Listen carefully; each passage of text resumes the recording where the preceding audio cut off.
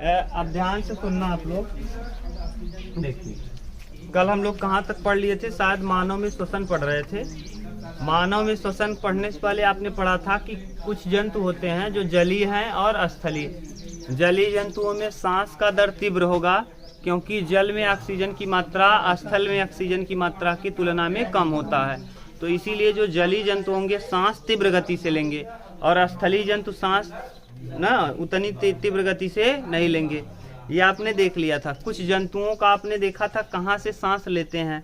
जैसे त्वचा से सांस लेने का काम मेढक करता था। मेढक 3 जगहों से करता था ना, त्वचा से भी करता था, फेफड़े से भी करता था, क्लोम यानी ये गलफड़ों से भी करता था ना। निष्क्रिय अवस्था में त्वचा से, गिल्स यानी गलफड़ों से।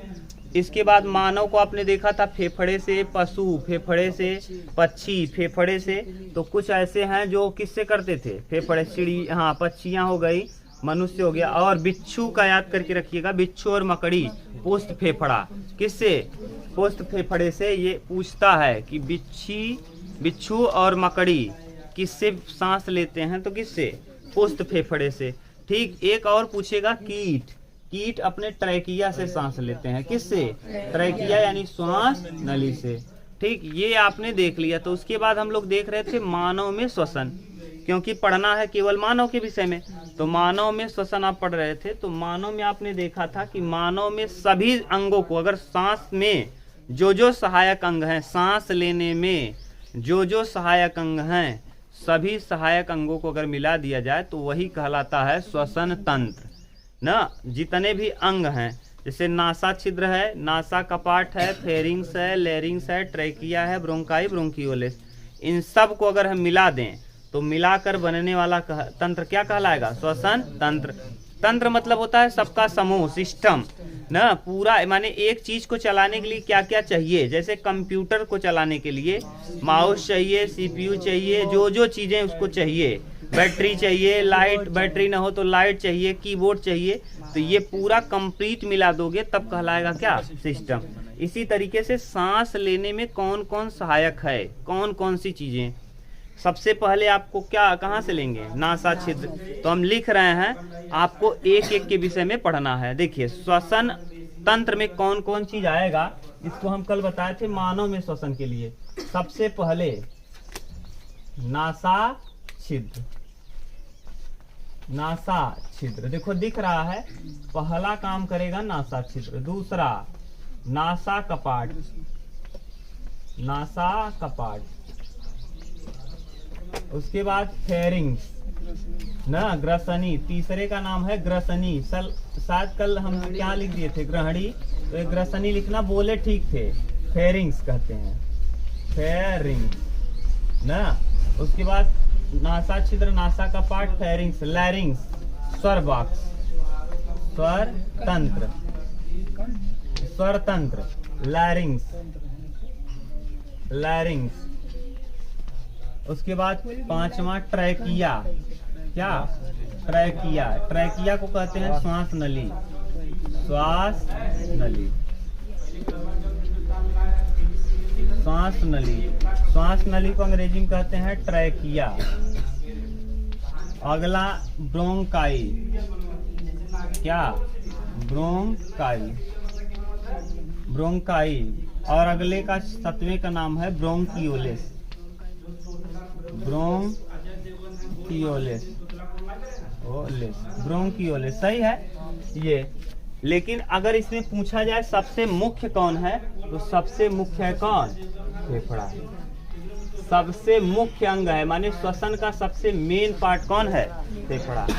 अंत में इन सब का जो वायु जाएगा कहाँ प्रवेश करेगा? फेफड़े। तो श्वसन का सबसे मुख्य अंग होता है फेफड़ा। फेफड़े के विषय में अच्छे से पढ़ेंगे कि फेफड़ा किससे बना होता है। यह पसलियों के अंदर होता है। इसका वजन कितना होता है? 1.5 किलो या 1.3 किलोग्राम होता है। यह कितना वॉल्यूम ग्रहण कर सकता है। इसके बायां फेफड़ा में 3 लोब्स, दाहिने में 3 लोब्स होता है, बाएं में 2 ही लोब्स होता है ना। ये सब आगे फेफड़े में हम लोग जब पहुंचेंगे तब पढ़ेंगे। पहले आप क्या पढ़िए? नासा छिद्र। एक एक को पढ़ते चलेंगे, फिर हम लोग समझते चलेंगे। अंत में हम फेफड़े को पढ़ेंगे, क्योंकि फेफड़ा सबसे मुख्य काम कर रहा है। ना। यहाँ पहुंचेंगे तो हम लोग ये देख लेंगे कि बलगम यानी जो हम लोग से क्या बलगम निकलता है खांसी के समय, वह क्यों निकलता है, अच्छा है कि खराब है, ये सब हम लोग वहाँ समझ लेंगे। और फेफड़े में जो निमोनिया नामक रोग होता है ये कहाँ हो जाता है, ये फेफड़े को ढकने के लिए दो झिल्ली कैसी होती है, उस झिल्ली में घर्षण न हो क्या काम करता है, ये सब जब हम पहुँचेंगे कहाँ फेफड़े में, तब वहाँ देख लेंगे कि जब कभी ज़्यादा तेज बुखार हो या ज़्यादा टाइम तक खांसी आता हो, तो ऐसी स्थिति में जो आपका बलगम निकलता है ना, मुख से जो बलगम निकलता है वो क्यों हरे रंग का हो जाता है। आपने देखा होगा ज़्यादा टाइम के बाद अगर एक आध 2 दिन सर्दी हुआ हो तो जो बलगम निकलेगा व्हाइट कलर का निकलेगा, जो नाक से निकलेगा नकटी ना श्लेष्म, वो किस रंग का, म्यूकस ना। दिन भर में 1.5 लीटर बनता है पूरे शरीर में, एक जगह की बात नहीं करें, नाक ही 1.5 लीटर बनेगा, पूरा मुख में भी निकल रहा था श्लेष्म, पूरे शरीर में दिन भर में कितना श्लेष्म निकलता है, 1.5 लीटर प्रतिदिन। तो ये काम क्या करता है, और ये जो होता है कभी कभी आप देखो आपको बुखार उखार हो जाए, कुछ दिन तक खांसी अगर रहे, तो खांसी जो आप बलगम निकलेगा वो फिर व्हाइट कलर का नहीं, थोड़ा ग्रीन कलर का निकलने लगता है, ग्रीन कलर का निकलने लगता है। ऐसा ग्रीन क्यों हो जाता है ये भी हम लोग समझ ले। अरे जो खांस के थूकते नहीं हो ना, वो हरा हरा कलर का, पीला कलर का गिरने लगेगा ना, जैसे कहो हल्दी उर्दी पी ले तब कहती नहीं पक जाए सर्दी, तो देखो आप पीले रंग का थूकता ना के खार के, तो पीले रंग का गिरेगा या फिर ग्रीन कलर का, वो ग्रीन कलर क्यों हो जा रहा है ये भी हम लोग समझ लेंगे जब पहुंचेंगे कहाँ फेफड़े। ठीक, अभी आपको कहाँ समझना है, नासा छिद्र। तो एक तरफ से हम पढ़ना चालू कर रहे हैं, फेफड़े के पास पहुंचेंगे तो सब कुछ पढ़ लेंगे। देखिए नासा छिद्र ये सबसे महत्वपूर्ण है, हम इसके विषय में लिखना चालू कर रहे हैं। ये नासा छिद्र जो होता है यह माने श्वसन का सबसे प्रारंभिक एरिया है, प्रथम मार्ग है ना, प्रथम मार्ग। यह कितने भागों में बटा होता है, 2। कितने भाग में, नासा छिद्र 2 भाग में, और इसको 2 भाग में बांटने का जो काम करता है वो नेजल सेप्टम कहलाता है। Nasal septum, nasal septum. Nasal septum अगर नहीं समझ में आए तो नासा किवाड़, नासा कपाट, क्या कहते हैं, नासा कपाट, देखो इसी को कहते हैं नासा कपाट ना। तो आप ऐसे याद करिएगा, नेजल सेप्टम। नेजल सेप्टम माने ये एक उपास्थि की बनी हड्डी होती है, जो क्या करती है, नाक के छेद को 2 भागों में क्या करती है, डिवाइड करती है। देखो ये जो दिख रहा है ना, ये बांट रहा है कि नहीं, एक छेद इस तरफ एक छेद इस तरफ, जो छेद को 2 भागों में बांटने का काम कर रहा है उसका क्या नाम है, नेजल सेप्टम।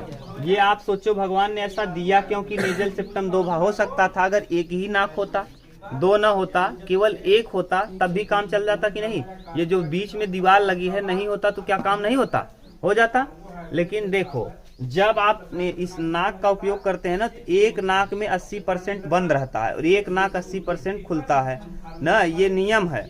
और जिस नाक से हवा ज्यादा प्रवेश करेगा, जिस नाक से हवा ज्यादा जाएगा उससे सुगंध कम महसूस होगा, और जिस नाक से सुगंध कम महसूस ज्यादा होगा उस नाक में, तब ये तरीका चलता है। यानी अगर सांस आप बहुत तेजी से खींच रहे हो तो ये वाले में सांस 80% जाएगा हवा, और इसमें केवल 20, इसमें से सुगंध जाएगा, और जब आप छोड़ोगे तो इससे निकलेगा तो इस वाले से सुगंध महसूस होगा। तो इसीलिए ये क्या है, अभी तक वैज्ञानिक इस पर शोध कर रहे हैं, लेकिन यही कुछ कारण दिए हैं पहले वाले लोगों ने न, प्राचीन लोग ने। तो ये है नेजल सेप्टम, और इस नासा छिद्र में छोटे छोटे क्या पाए जाते हैं, बाल। इस नासा छिद्र में छोटे छोटे बाल पाए जाते हैं। ये देखो ये बाल क्यों पाए जाते हैं, छोटे छोटे बाल। ये जो धूल कण हैं उनको क्या करते हैं, ये धूल कणों को नाक के अंदर यानी फेफड़े में जाने से रोकने का कार्य करते हैं। धूल कण के साथ छोटे कीटाणुओं को भी ये रोक देते हैं। किसको, छोटे कीटाणु को। अब आप बताओ, अच्छा आप क्या मुख से, नाक से सांस ना लो, बंद कर लो और मुख से लेना चालू करो तो क्या मर जाओगे, नहीं।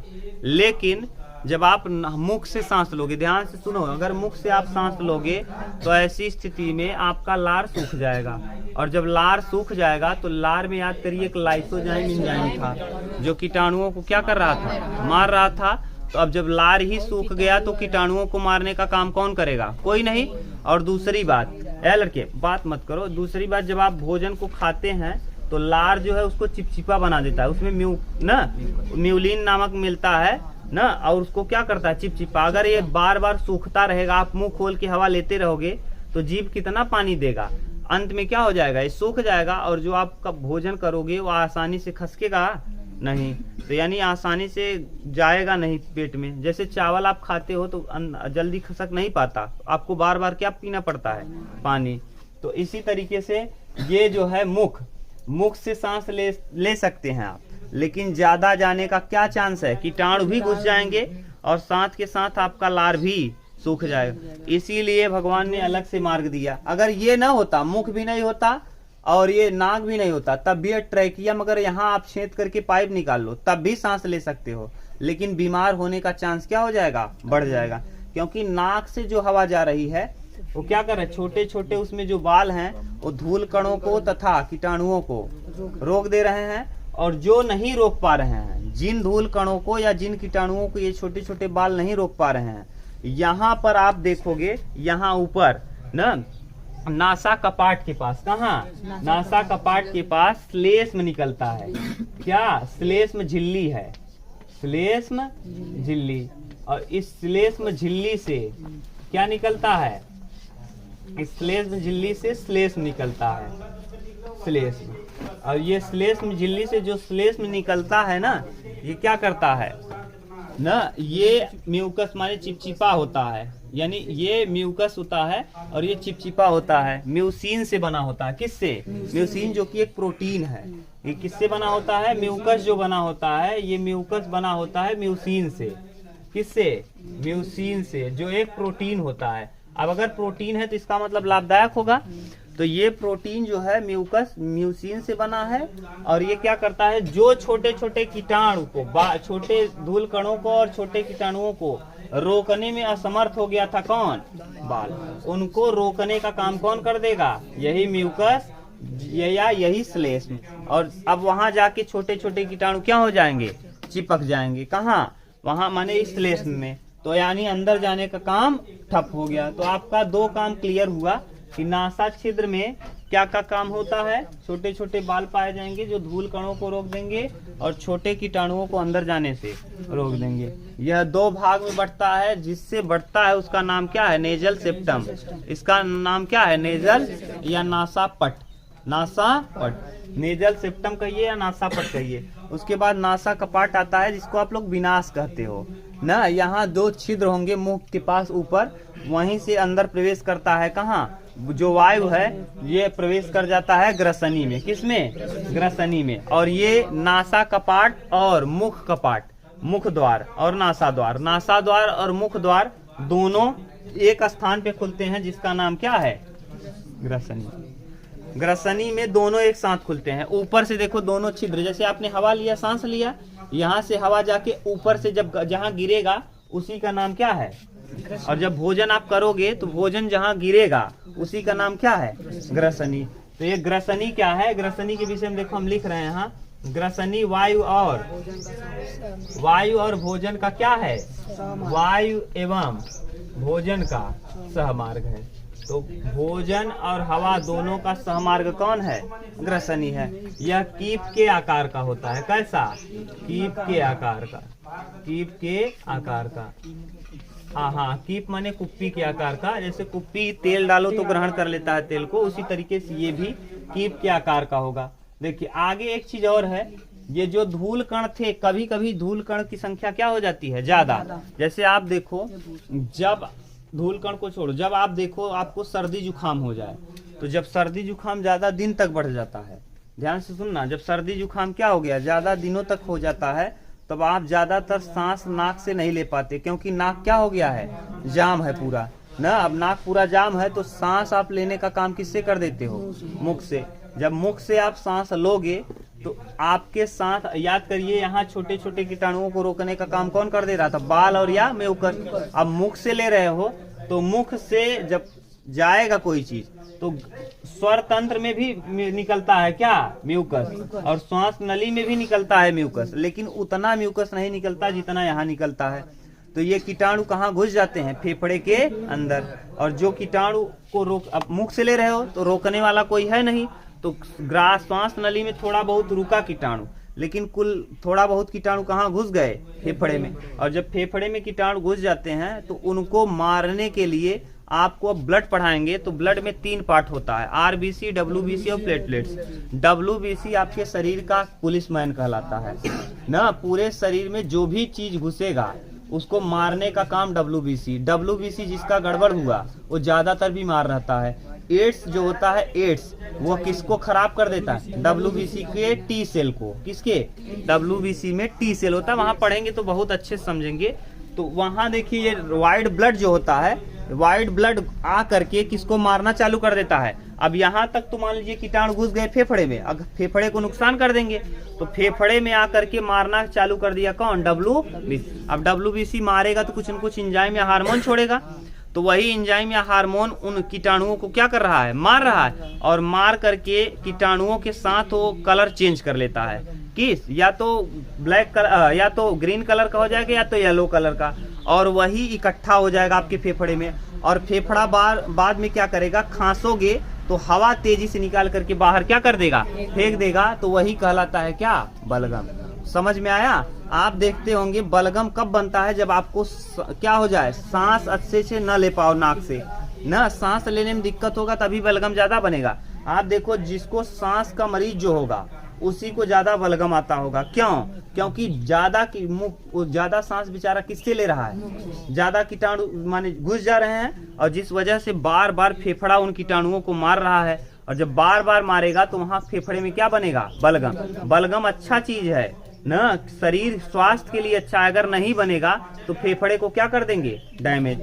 टीबी में यही तो हो जाता है। टीबी के कीटाणुओं को मार पाना किसके लिए बेकार हो जाता है? डब्ल्यूबीसी। जब डब्ल्यूबीसी टीबी जब हावी हो जाता है फेफड़े पे ना, तब पता चल पाता है। डब्ल्यूबीसी बेचारा मार नहीं पाता, और जब मार नहीं पाएगा तो कीटाणु उसी में रहेंगे, और कीटाणु उसको क्या कर जाएंगे? पूरे फेफड़े को, जो एल्वियोली है उसी को क्या कर देंगे? एल्वियोली माने ये जो इसमें ब्रोंकाई में जो एल्वियोली है, ब्रोंकाई मतलब ये देखो ब्रोंकाई जो है ये पेड़ का शाखा है।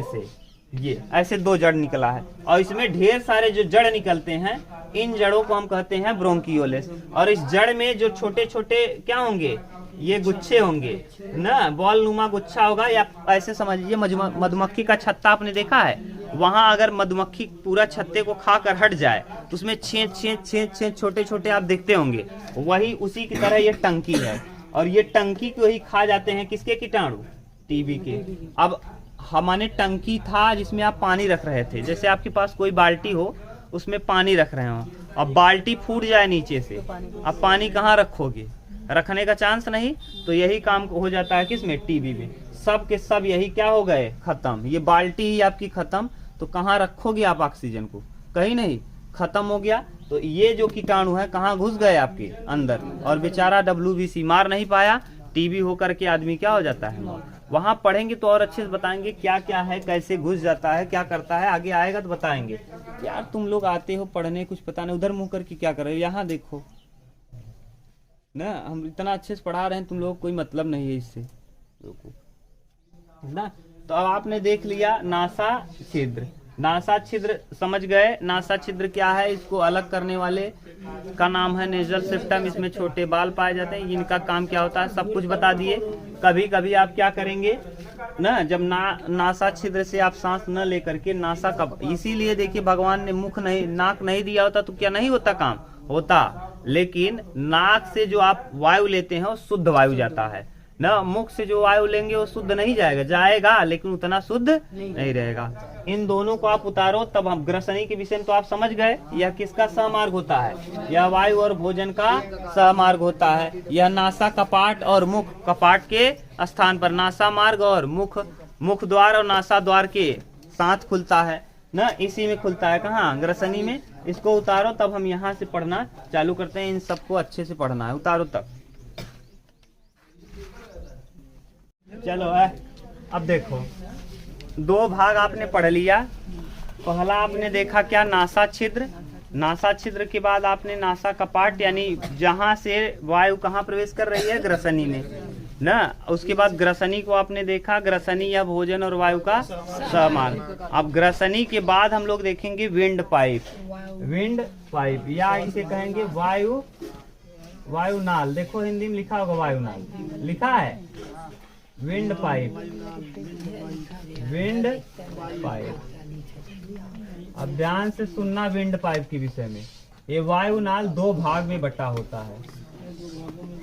कितने भाग में? 2। एक को हम कहेंगे स्वर तंत्र, स्वर तंत्र, यानी इसी को कहेंगे कंठ, कंठ द्वार, कंठ द्वार। ठीक, अब ध्यान से सुनना, इधर कंठ द्वार और इधर आ जाएगा ट्रैकिया। ट्रैकिया को श्वास नली कहते हैं, श्वास नली। यह कितने भाग में विभाजित रहेगा? 2 भाग में ना। ये वाला छोटा भाग है, ये केवल और केवल ये वाला कहलाता है। यही है क्या? ये एडम्स एप्पल इसी को कहते हैं। इसका क्या नाम है? Adam's apple. एडम्स लिख लेना, एप्पल, एप्पल। हाँ, एडम्स एप्पल अपना लिखना। बोल रहे हैं हम एडम्स एप्पल ना, वहाँ लिखा होगा ADAMS, एडम्स एप्पल ना। एडम्स एप्पल आप जानते रहो, इसी को टेटुआ कहते हैं। टेटुआ कहते हैं ना, टेटुआ दबाई दे, क्या दबाई दे? टेटुआ। तो यानी इसी को कहते हैं टेटुआ, टेटुआ। ठीक, इसी स्वर यंत्र पे भैया पाया जाता है उपास्थि का बना हुआ एक कार्टिलेज, कार्टिलेज का बना हुआ घाटी ढापन, एपिग्लोटिक्स। इसी घाटी ढापन, धापन अपना लिखना यार, हिंदी ठीक से लिखना, हम हिंदी के चक्कर में नहीं है ना। एपिग्लोटिक्स बार बार हम आपको कह दिए हैं, एपिग्लोटिक्स इसी पे पाया जाता है। किस पे? इसी स्वर तंत्र पे। इसका काम क्या होता है? यह भोजन जब आप खाते हैं तो किससे जा रहा है? ग्रसनी से। ग्रसनी से भोजन और वायु दोनों जा रहा है, तो वायु जो है वो कहाँ न प्रवेश कर सके। हाँ, माने भोजन जो है वो श्वास नली में ना प्रवेश कर सके। जब आप भोजन को करोगे ना, ऐसे इस तरीके से मान लो यहाँ पे है, ये दोनों पाइप देखो सहमार्ग हैं। ये देखो भोजन वाला भी है और यहीं से है वायु वाला। ये देखो ये है, ये देखो हवा वाला जा रहा है फेफड़े की तरफ, और ये वाला देखो क्या है? आमाशय में। ये इस तरीके से है, और यहाँ से देखो ये भी है।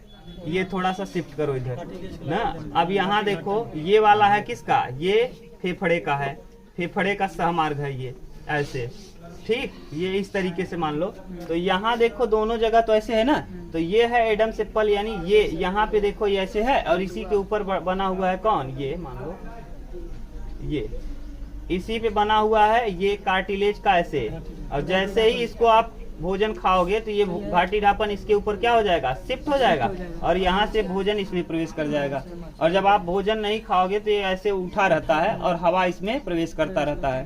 ठीक, ये इसी तरीके से प्रक्रिया चलती रहती है घाटी ढापन का। इसको ढकेगा, इसको खोलेगा, ढकेगा खोलेगा, ये तरीका चलता रहेगा। और इसको निर्देश देने का काम आपका कौन करेगा? ब्रेन। जब ब्रेन पढ़ेंगे तो वहां हम आपको अच्छे से लिखा देंगे कि इसको कौन सा चीज रोकता है। अभी यहाँ ब्रेन का चैप्टर है, ये ब्रेन से रिलेटेड है कि ये घाटी ढापन अगर ऊपर नीचे हो रहा है तो उसको ऊपर नीचे करने का काम ब्रेन का कौन सा भाग कर रहा है। ठीक, तो वहां हम लोग अच्छे से देख लेंगे। ठीक है, अब देखो एडम्स एप्पल यानी टेटुआ जिसे कहते हो, यही मेन है। एडम्स एप्पल ये पुरुषों का उभरा हुआ होता है और महिलाओं का उभरा हुआ नहीं रहता। किसी महिला को आप हो सकता है देख लें, 90% 95% आप महिला को ये उभरा हुआ नहीं देखेंगे, लेकिन पुरुष में ज्यादातर ये क्या दिखेगा? उभरा हुआ दिखेगा ना। तो इसी को कहा जाता है एडम्स एप्पल। और यही इसका बहुत अलग अलग पार्ट है, 3 पार्ट में ये बटा होता है। 3 पार्ट में अंदर की तरफ ये वोकल कार्ड होता है, ये ऐसे करके, ये ऐसे पतला रस्सी नुमा संरचना होता है ये ना। ये वोकल कार्ड का काम क्या है? जब आप हवा को तेजी से जब तेज बोलोगे ना तो ये ज्यादा फैल जाएगा, और क्या आवाज तेज सुनाए। जब स्लो बोलेंगे तो आवाज स्लो। जैसे जो लड़कियां होती है ना, ये वोकल कार्ड, ये वाला जो पतला संरचना दिख रहा है, ये बहुत क्या होता है? पतला, इसीलिए आवाज क्या निकलती है? पतली। दूसरी, जैसे बच्ची हैं ना, इनकर लड़की की तरह आवाज बा, यानी इनका वोकल कार्ड क्या है? बहुत पतला है। इसी वजह से इनका आवाज क्या है तो जिनका ये पीच इसी कहते हैं पीच, जिनका ये बहुत पतला होगा उनका आवाज सुरीला होगा ना। तो लड़कियों का ये वोकल कार्ड जो होता है बहुत पतला, लड़कों का किसी किसी का भाई भाई निकलता है ना? तो ये क्या है, ये मोटा, बहुत मोटा हो जाता है ना। तो भाई भाई निकलने वाले का बहुत मोटा रहेगा। और देखो कभी कभी ना ये लड़के एक कभी कभी इसका आकृति जो है ये जैसे ना ये आकार जैसे आदमी को देखते होंगे, कभी कुछ ये छोटा बड़ा हो गया तो कभी कभी इसकी आकृति टेढ़ी में ये यहाँ तक आया और ये पतला यहीं तक रह गया। तो ये देखो इसके आकार में चेंज हो गया, एक तो सही है और दूसरा वाला सही नहीं। तो आवाज जो आएगा वो अच्छे से नहीं आएगा, फटा बांसुरी की तरह निकलेगा। हो सकता है आवाज क्या हो, तुतुरा कर आदमी नहीं बोले।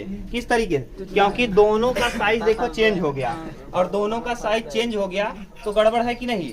तो यही वोकल कार्ड में अगर चेंज हो गया, ये जो पतली है ऐसे करके ये रहता है, ऐसे करके खुलता बंद होता है, जैसे ऐसे है मान लो इस तरीके से ये है ना। जब आप बोलोगे तो ये खुल जाएगा और जब बोलोगे नहीं तो चिपका रहेगा, बोलोगे खुलेगा फिर बंद होगा। और जब इसको आप कोई गाना गाना चालू करते हो तो ये बहुत आराम से हवा एक रिदम में, कबो को सुने होगा कोई आदमी एक रिदम में गाता रहता है, तब से वही में लय बिगड़ गया था तो वही भाई भाई बोले लगा था यानी ये एक रिदम में बोल रहा था, एक लय में ये अपने आप को खोल रहा था, लेकिन जब उनके भूले लगा गाना तब चालू कर दे माँ ना, ये गड़बड़ आ गया। कौन, यही गड़बड़ हो गया, समझ गए। तो यही अगर आप लगातार एक सुर में गाएंगे तो इसमें एकदम कंपन एक बराबर होता रहेगा, आवाज एकदम अच्छा निकलेगा। और कुछ थकावट के बाद जब आप कंपन आपका थोड़ा बहुत इधर हलचल कम हुआ तो ये दिक्कत होना चालू होता है, तब कहते हैं इनका सूरज की ही गड़बड़ाएगी। सुर और ताल का हो गया सुर ताल ना गड़बड़ हो गई, वोकल कटवा जो रहा ये क्या हो गया, गड़बड़ हो गया। और जिसका ये एकदम बढ़िया रहेगा, जैसे कभी कभी आप सुनते होंगे गांव में इनका ओठ बहुत पतील बा, ये एकदम ओठ की तरह समझो एकदम सटा हुआ। जिसका ओठ बहुत ये जितना बढ़िया पतला रहेगा, एकदम पतला ना हो जाएगा आवाजें निकला बंद हो जाएगा ना। ये जितना पतला रहेगा उतना अच्छा आवाज, और जितना मोटा रहेगा, पुरुषों का ज्यादातर ये क्या होता है मोटा, ये बिना जेकर जितना मोटा रहता है, जैसे विपिन के देखा आवाज कितना दमदार बा है ना, जितना मोटा रहेगा उतना आवाज मोटा निकलेगा। तो समझ गए ना, ये है स्वर बॉक्स। ये स्वर तंत्र या कंठ द्वार होता है, इस पे दो चीजें होती हैं। एक आपने देख लिया क्या होता है इस पर, काटीडापन जो विंड पाइप को यानी हवा वाले मार्ग को बंद कर लेता है जब भोजन हम करते हैं, जिससे भोजन कहाँ न प्रवेश कर सके, फेफड़े में। अगर भोजन फेफड़े में प्रवेश कर गया तो आदमी की मौत हो जाएगी, इसीलिए ये रोकने का काम किया घाटी ढापन। और एडम्स एप्पल ये कहलाता है टेटुआ, पुरुषों में ये उभरा हुआ होता है, महिलाओं में उभरा हुआ नहीं मिलता, ज्यादातर महिलाओं में। हो सकता है किसी का उभरा हुआ दिख जाए ना, 90% में नहीं हो सकता है, बहुत कोई पतला हो ना तो लड़कियों का भी यहाँ उभरा हुआ दिख सकता है, बहुत रेयर में ना, नहीं तो निकला हुआ नहीं दिखता, वो बाद में सही हो जाता है। लेकिन पुरुषों का तो निकला हुआ जीवन भर दिखता है ना, हाँ यहाँ दिखता रहेगा। ये कहलाता है एडम्स एप्पल, ठीक। ये यहीं पे होता है स्वर बॉक्स, यह कई लेयर में बटा होता है। ये आगे की तरफ देखो ऐसे इस तरीके से करके बनाया होगा वहाँ, ये ऐसे करके ये बनाना, आप लोग हमको उतना बनाना नहीं आता, ऐसे करके देखो बना होगा। तो यही है क्या, टेटुआ या एडम्स एप्पल। ये क्लियर हुआ स्वर तंत्र के विषय में। अब यहाँ आ जाइए किस में, श्वास नली में। किस में, श्वास नली। इतना उतारिए तब हम श्वास नली को लिखा दें तो पढ़ाएं आपसे।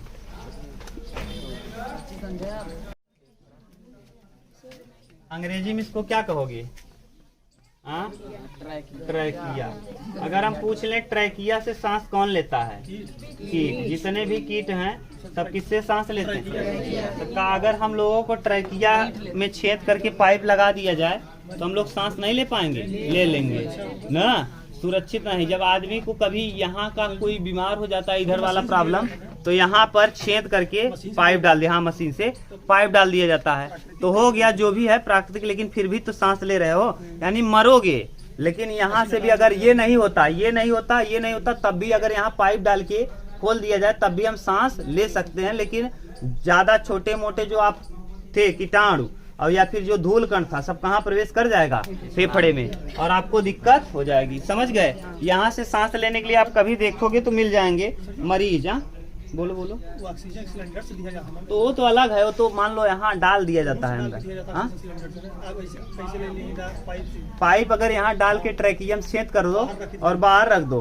तो जिससे सांस ले रहे हो ना, जैसे मुख से ले रहे हो वैसे उससे भी ले सकते हो, लेकिन वो खींच ही नहीं पाओगे उतना अच्छे से, जितना अच्छे से, क्योंकि खींचने का काम ये मत सोचो कि नाक कर रहा है, न तो खींचने का काम नाक करता है और न ही मुख करता है। हम लोगों का लगातार चलता रहता है कौन? फेफड़ा। फेफड़े को भी काम नहीं है खींचने का, खींचने का काम तो करता है कौन? डायफ्राम। डायफ्राम नीचे जाएगा, हवा आएगा। जैसे पंप आप करते हो, पंप को ऊपर खींचोगे हवा भर जाएगा, नीचे मारोगे हवा बाहर फेंकेगा, पंप को ऊपर। यही काम कर रहा है कौन? फेफड़ा। अगर यहाँ ये बंद कर लो और अगर यहाँ से कोई छेद करके अंदर पाइप डाल दे, तब भी आप अपने आप हवा आता जाता रहेगा, लेकिन शुद्ध हवा नहीं जाएगा। उसमें क्या मिल जाएंगे? छोटे मोटे कीटाणु और क्या, धूल मिट्टी सब घुस जाएगा। कहाँ? इसीलिए भगवान जानते थे कि आदमी का हो सकता है कभी कोई दिक्कत हो जाए यहाँ ना, तो भगवान ने ये जो आप पाइप पढ़ रहे हो श्वास नली, इस श्वास नली में भी श्लेष्म निकलता है। देखो अभी आपको बताए होंगे कि दिन भर में 1.5 लीटर निकलता है श्लेष्म। ये श्लेष्म यहाँ क्यों आप भगवान ने डाल दिया? इसमें क्या जरूरत थी श्वास नली में डालने का? श्वास नली में इसीलिए भगवान ने डाल दिया कि हो सकता है आदमी को कभी यहाँ प्रॉब्लम हो जाए, तो यहाँ से सांस न लेना पड़े, तो यहाँ लगा दिया जाए। भगवान बहुत बड़ा यूनिवर्सिटीज पढ़े हैं ना, सब जानते हैं ना। आदमी देखो, आदमी को बनाना हुआ तो गलती हो सकती है, लेकिन भगवान ने एकदम अच्छे से बनाया है सब कुछ, तो हो सकता है। देखो बहुत लोग को देखोगे आप, कभी जाना भी एचयू में या फिर यहाँ इलाहाबाद तो पास में ही है, आप जाओगे स्वरूप रानी या फिर वेली में, वहाँ देखोगे ना कोई कोई मरीज मिलेगा जिसका यहाँ लगा रहेगा, यहाँ पाइप डाल के से बाहर निकाला रहेगा ना, बहुत खराब लगेगा देखने में। लेकिन क्या करोगे, सांस यहाँ से भी लेकिन वहाँ वाला जो सांस जाएगा वो अच्छे से सांस नहीं जाएगा। समझ गए? ये श्वास नली जो है, ये श्वास नली कितना होता है? 10 से 12 सेमी लंबी, 10 से 12 सेमी। ये एडम सेप्पल यानी यहाँ इसे कहते हैं कंठ द्वार। कंठ द्वार से लेकर के यहाँ तक पूरे गर्दन का अंतिम भाग यानी ग्रीवा तक, कंठ द्वार से लेके ग्रीवा। जैसे बल्लाल देव मार्थ कहाँ से उतरियत है? ये ग्रीवा से, यहीं से मार्थ का होता उतरियत है। और तुझसे कहो कसम खाता है, माइक मच्छी यही ना, यही पकड़ के क्या करते हो? कसम। और यही दरे जो थोड़ा सा पूजा पाठ कर रहे थे, यहाँ टकले थी और यहाँ टकले ना, तो यहाँ दोनों दरे टक्कबो करत थी, है कि नहीं? आदि का टक्का हुआ ना, तो यहाँ रहता है। तो ये क्या है? ये कितना लंबा होता है? 10 से। इसकी मोटाई होती है क्योंकि यहाँ से हवा प्रवेश करेगा। हाँ, 1.5 सेमी से मोटा, 1.5 सेमी से 2.5 सेमी तक क्या होता है? मोटा यानी व्यास है इसका। इसका व्यास यही मोटाई है, यानी व्यास का मतलब ये क्या है? अरे बेलनाकार है तो इसका व्यास होगा। ये कितना मोटा है? 1.5 से 2.5। अब 1.5 से 2.5 क्यों लिखा गया है? पतला आदमी रहेगा तो 1.5, और मोट कर रही खली नहीं है तो उनका पाइपों मोट कर रहे ना। तो और दूसरी बात इसमें ना, ये देखो ऐसे इस तरीके से किस रंग का दिख रहा है? कैसे? ये देखो, बोलो ये किस किस कलर का दिख रहा है? हाँ, ये सी रंग का हाइलिन लगा होता है। सी रंग की एक उपास्थि होती है, इसे हाइलिन कहते हैं। क्या कहते हो? हाइलिन। हाइलिन का काम आप समझो। हाइलिन ये किस रंग का होता है? हाइलिन। इसमें एक छल्ले नुमा संरचना पाई जाती है जो सी आकार की होती है। किस आकार की? सी आकार की। ये सी आकार की अगर नहीं होती ना, तो सोचो आपने सांस लिया और जब सांस कम लिए तो ये पूरा क्या होता? चिपक जाता, और चिपक जाता क्या करते? फिर गड़बड़ हो जाता, आ करते रहते, और फिर लकड़ी उकड़ी लेके क्या करना पड़ता? खोदना पड़ता। लकड़ी लेके इसमें क्या करना पड़ा? खोद करके इसको क्या करना पड़ता? फुलाना पड़ता। अब ये हवा, जैसे हवा जब ले रहे हो तब तो घुस रहा है, अब मान लो हवा लेना बंद कर दिया आपने, तो ये क्या हो जाएगा? चपक जाएगा। तो फिर आपको दिक्कत होगी, या तो फिर बाहर से लकड़ी उकड़ी लेके क्या करना चालू करिए? खोदना चालू करिए। तो इसीलिए यहाँ टच करो तो देखो सी आकार के यहाँ दिखेगा आपको अच्छे से। ये पकड़ोगे ना यहाँ खूब अच्छे से ऐसे दिखेगा सी आकार का। क्यों? क्योंकि वो चिपकने न पाए। तो चिपकने से बचाने का काम कौन करेगा? हाइलिन ना। ये कार्टिलेज यानी उपास्थि की बनी होती है। ये नरम होती, बहुत कड़ा नहीं, दबाओगे दर्द करेगा। अभी दबा के देखो, यहाँ है, अगर आप टच करोगे ना तो सी आकार का दिखेगा भी। यानी ये क्या करता है? विंड पाइप को चिपकने से रोकता है। अगर ये नहीं होता, सोचो जैसे ऐसे करके है, इसी में पाइप डला है, तो अब इसको रोक दिया है, ये चिपकने नहीं पाएगी, पहले से इसी आकार का पड़ा रहेगा। अगर ये नहीं होता तो क्या होता है? चिपक जाता। जब आप हवा लेते तो हवा लेते समय तो अंदर चला गया, उसके बाद चिपकता चला गया, फिर आप छोड़ रहे हो कर रहे हो, गड़बड़ हो जाएगा, गड़बड़ हो जाएगा कि नहीं। तो यहाँ अंदर चिपक लिया, अब दिक्कत हो जाएगा। तो इससे बचने के लिए यहाँ भगवान ने क्या लगा दिया, हाइलिन नाम की हड्डी। ये हाइलिन नाम की उपास्थि अस्थि है, बहुत कमजोर हड्डी है, ये टूट जाएगी तो मौत भी हो जाता है। इन्हीं की बगलियां का था टेटुआ दबाए दे, यही है का टेटुआ। तो ये सी आकार का है, ये क्या करता है, रोकता है किससे, पाइप को, श्वास नली को पिचकने से बचाने का काम। यानी ये इसका काम क्या है, श्वास नली को क्या करना, पिचकने से बचाना। पिचकने ही कहते हैं जी, पचकने या पिचकने से बचाना, या इसको चिपकने से, हाँ, अरे पिचकना चिपकना, ठीक। तो चिपकने से या पिचकने से बचाने का काम कौन करता है, अरे भैया जो भी होगा भाई लिख लेना, चिपकने से या पिचकने से बचाने का काम कौन करता है, यही हाइलिन नाम की हड्डी या उपास्थि, ठीक। अगर ये नहीं होता तो आदमी को जब सांस लेना होता तो क्या करना पड़ता, पाइप डाल के सरागना पड़ता, फिर बाहर से हवा लेता, फिर जब सांस नहीं लेना होता निकालना पड़ता। तो इस तरीके की प्रक्रिया बार बार चलती रहती। ये जो श्वास नली है, अब देखो श्वास नली, ये देखो मुख से आपने सांस लिया, नीचे अब इधर बनाए, इधर नहीं दिखेगा ना, इसको मिटा दें, हाँ, ये वाला पूरा नहीं आएगा ना, कंप्लीट बनाना है ना यार। देखो एक तरफ का मिटा दिए, ये तो आपको पता चल गया कि वायुनाल कितने भाग में बटा है, 2 भाग में। एक को आप कहोगे स्वर तंत्र या कंठ, उसी को आप क्या कहते हो, लैरिंग्स, क्या कहते हो, लैरिंग्स। उसमें 2 चीजें हैं, गांठी ढापन है और दूसरा काम क्या है, स्वर, एडम्स एप्पल है, ये निकला हुआ रहता है, इसी को स्वर बॉक्स कहते हो। ये वोकल कार्ड होता है, वोकल कार्ड जिसका जितना पतला रहेगा स्वर उतना अच्छा रहेगा, जिसका जितना मोटा रहेगा आवाज भाई भाई करके आएगी। और ना अगर मान लो ये जो वोकल कार्ड है घट-बढ़ रहेगा तो आवाज तो पूरा आदमी हो जाए, तोतला हो जाएगा, और ज्यादा घट-बढ़ रहेगा तो आवाज ही नहीं निकलेगी। समझ गए, इधर वाला। अब यहाँ से देखो हम बनाना चालू कर रहे हैं, ये मुख से था, ये नासा छिद्र से, है लड़के, ये देखो यहाँ पर ये 2 भाग में बटेगा। ये अब हम एक ही बना रहे हैं, पेट वाला नहीं बना रहे हैं, क्योंकि पेट वाला और ये दोनों एक साथ यहाँ खुलेंगे, ऐसे बना ही दे रहे हैं। देखो अब उतना डिजाइन हमको नहीं आता भैया, अब जानना आप ना, ए लड़के फलाने उचिलाने,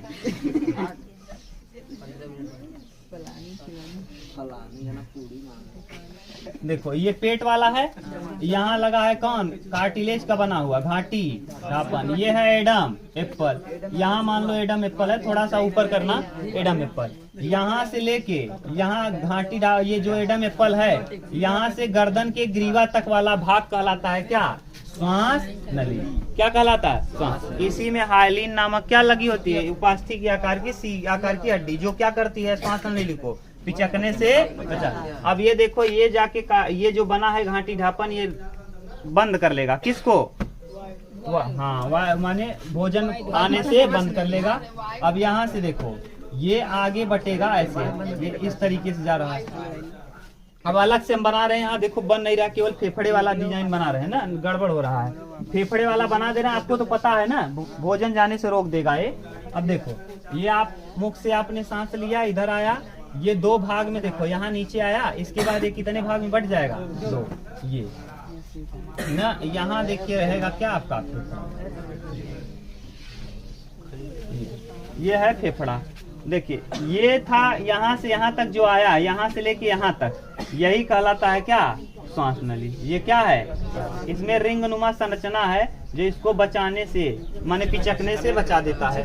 अब यहाँ देखिए ये श्वास नली प्रवेश करती है आगे, इसी को कहा जाता है ब्रोंकाई। इसको क्या कहते हैं, ये कितने भाग में बट गया, 2 भाग। श्वसनिया इसे कहते हैं, इसे क्या कहते हैं, श्वसनिया या ब्रोंकाई, इसे क्या कहते हैं, श्वसनिया। देखो हिंदी में दिया है श्वसनिया, और इसी को कहते हैं क्या, ब्रोंकाई।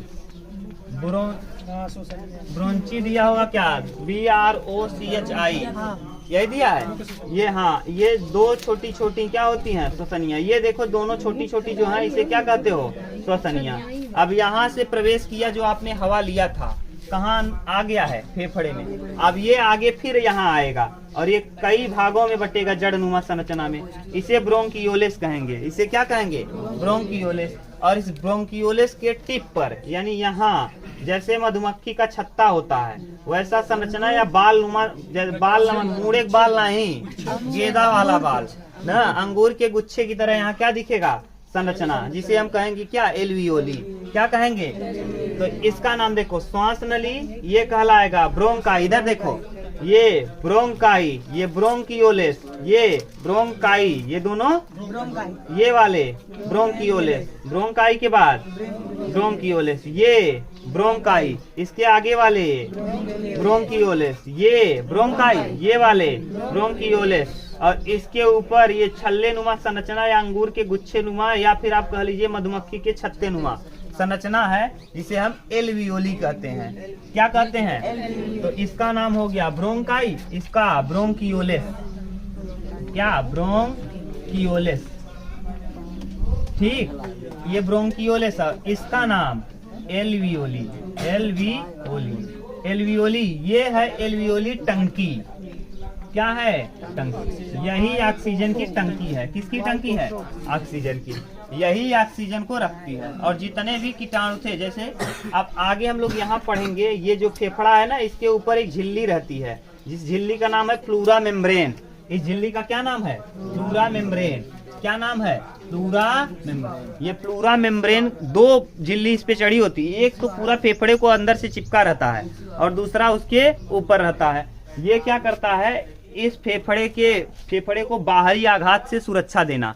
पता चला कोनो फेफड़ा में डायरेक्ट ठोक देते हैं, अगर ये ना रहा होता है, इसमें द्रव भी भरा रहता है। क्या भरा रहता है? द्रव। अब द्रव भरा रहेगा तो जैसे आप कहीं पानी भर दो, जैसे यहाँ हमको मारना हो और हम यहाँ तकिया ले लें पानी भर के, अब आप वार करो, तो अब जब मारोगे तो तकिया अगर पानी भरा हुआ रहेगा तो हमको चोट लगेगा, लेकिन उतना भयानक चोट नहीं। लेकिन अगर तकिया न रहे, पानी वाला हटा दी और तब ठोक दे, क्या हो जाए? टूट फूट जाए। यानी ये क्या कर रहा है? ये पानी, ये जो पानी है इसमें जो द्रव भरा है, ये द्रव क्या करता है? बाहरी आघात से बचा रहा है और रगड़ से बचा रहा है। क्योंकि रगड़ क्यों? क्योंकि देखो बार बार ये जो नीचे फेफड़े के यहाँ जो नीचे है, क्या है? ये डायफ्राम। ये डायफ्राम बार बार क्या हो रहा है? ये देखो सी आकार का है, सी आकार का है, नीचे बार बार ऊपर नीचे हो रहा है। तो ये बार बार नीचे ऊपर होगा तो जैसे आप ही हो, कहीं भी आप देखो, कहीं कुआं हो तो बार बार रस्सी ऊपर नीचे जाती रहती, तो वहाँ क्या करती है? रगड़ देती है। अब बार बार यही रहता तो फेफड़े की जो हड्डी थी उसको रगड़ के क्या करती? घाव कर देती। तो इसको रगड़ से बचाने, फ्रैक्शन यानी घर्षण से बचाने का काम इसका जो इसके ऊपर चढ़ा होता है, इसका क्या नाम होता है? Pleura membrane. Pleura membrane. Membrane माने होता है झिल्ली, मेम्ब्रेन, प्लूरा मेम्ब्रेन। अरे लिख दिए हैं, लिखना हो तो लिख लेना, प्लूरा मेम्ब्रेन। क्या? Pleura membrane. ये दो परत होती है। कितनी परत? दोहरी परत होती है। कितनी परत? दोहरी। ये क्या करती है? बाहरी आघात और फ्रिक्शन से फेफड़े को बचाने का कार्य। कभी कभी ना इस द्रव में, इसमें तो द्रव है, इस द्रव में छोटे छोटे जब आप सांस लेते हो तो नम वाले वायु में अगर आपने सांस ले लिया, या फिर छोटा बच्चा है दूध पीते समय दूध पी लिया और उसका घाटी ढापन ठीक से काम नहीं किया, तो दूध का छोटा भी कण कहाँ जाके घुस गया? फेफड़े वाले में, और जाके कहाँ जम जाता है? इसी फेफड़े के प्लूरा मेम्ब्रेन। छोटे छोटे जल की बूंदें कहाँ इकट्ठा हो गई? इस प्लूरा मेम्ब्रेन में। और जब यहाँ इकट्ठी हो जाएंगी तो बच्चे को हो जाएगा निमोनिया। क्या हो जाता है? निमोनिया। तो आदमी क्या करता है? उसके मुख पर लगा देता है क्या? भाप। तो यही जो छोटे छोटे कण हैं वो उड़ जाते हैं, तो वह यही कहलाता है निमोनिया। निमोनिया में यहाँ भरता है पानी, और जो कोरोना था वो कहाँ भर रहा था? एल्वियोली में। कोरोना एल्वियोली के फसाइल है और कहेस कि बस तू हमारा मित्र है, इतना बढ़िया मित्र है कि हम जिएंगे मरेंगे साथ साथ। एक ठीक दोनों जने जिये मरब साथ। आवा आई गेन कहाँ? यही में बैठाइल है कोरोना के, रही चाहत रहा ऑक्सीजन, ऑक्सीजन की भगाए दे, बैठ के कुल के बल्टी ले ले, बल्टी पानी भरे बिना लिया रहा, पानी भरे बिना बालू भर के धरे है, कोनो काम होए तो रखा रहा बेचारा के था बिना ऑक्सीजन बिना भर के धरे बा। कोरोना गड़बड़ाई गया, आदमी के दे चाहे कुछ तो आदमी की मौत हो जात रहा, सांस नहीं ले पात रहा। शरीर का सबसे महत्वपूर्ण सब कहथिन हार्ट है, हार्ट कुछ न कह पाए अगर फेफड़ा गड़बड़ रहे। ऑक्सीजनवा के मिलावा था फेफड़ा। तो हार्ट का करे, हार्ट तो केवल फैंका था और खींचा था बस ना, मेन काम कौन कर रहा है? शरीर का सबसे महत्वपूर्ण अंग है कौन? ये डायफ्राम। डायफ्राम के बाद फेफड़ा ना। महत्वपूर्ण तो सभी हैं लेकिन ज्यादा महत्वपूर्ण कौन है? डायफ्राम। उतारो, कल हम लोग और आगे इसके विषय में डिटेल पढ़ेंगे, ठीक।